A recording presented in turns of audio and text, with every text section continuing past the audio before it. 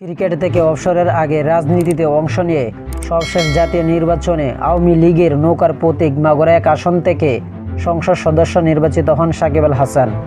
গত বছরে 5 আগস্ট শেখ হাসিনা সরকারের পতনের পর থেকেই দেশের বাইরে অবস্থান করছেন বিশ্বসেরা এই অলরাউন্ডার। জাতীয় দলের হয়ে সবশেষ গত বছরে অক্টোবরে ভারতের বিপক্ষে কানপুরে টেস্ট ম্যাচ খেললেন সাকিব। এরপর গত 15 মাসে দেশের হয়ে খেলতে না পারলেও বিদেশের বিভিন্ন লিগগুলোতে নিয়মিত খেলছেন তিনি। বর্তমানে আইএল টি-20তে এএমআই এমিরেটসের হয়ে খেলছেন সাকিব।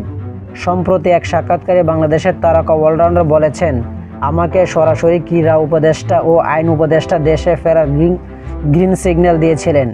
আমি প্লেনে উঠেছি, বিসিবি থেকে আমাকে পুরো নিশ্চিত করা হয়েছে যুক্তরাষ্ট্র থেকে। তারপর আমি প্লেনে উঠেছি। দুবাইয়ে নামার পর তাদের সব জায়গা থেকে আবার বলছেন না, তাদের নাকি 12 ঘন্টার মধ্যে পরিস্থিতির অনেক পরিবর্তন হয়ে গেছে। যদি না আসি তাহলে ভালো হয়। আমি আর যাইনি।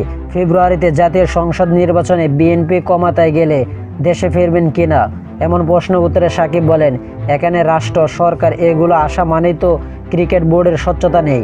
এখানে সরকারের হস্তক্ষেপ আছে, এইগুলো তো বোঝাই যায়। আপনাদের আসলে প্রশ্নগুলো করা উচিত ঠিক জায়গায়, কিভাবে ভয় না পেয়ে।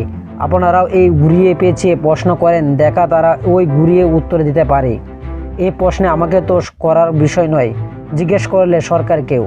সরকার আর ক্রিকেট বোর্ডের মুখোমুখি হয়ে জাতীয় দলের ওই তারকা অলরাউন্ডার আরও বলেন, কথা হচ্ছে ক্রিকেট বোর্ডের সঙ্গে সরকারের কোনো সম্পর্কই থাকার কথা নয়।